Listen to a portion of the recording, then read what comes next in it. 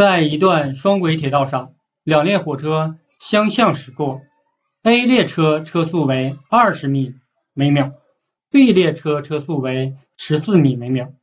若 A 列车全长180米 ，B 列车全长160米，求两列车从相遇到相离所需要的时间。从相遇到相离所需要的时间，我们想求时间，时间是等于路程除以速度。那我们需要找到路程和速度。相遇到相离所走的路程怎么表示呢？这两列车的全长我们是知道的。假如这是 A 列车，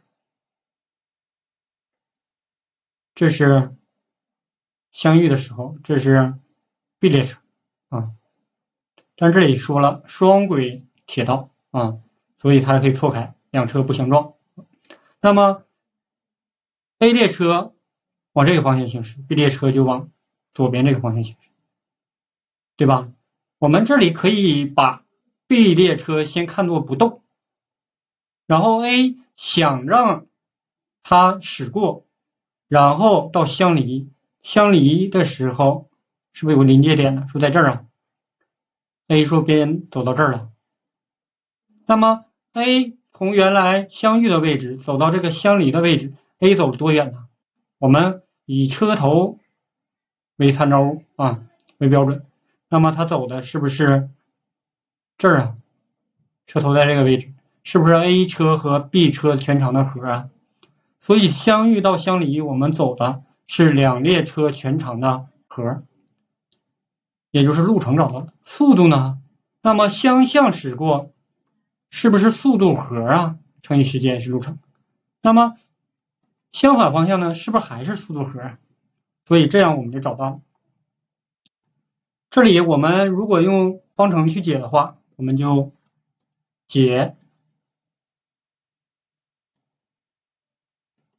设两列车从相遇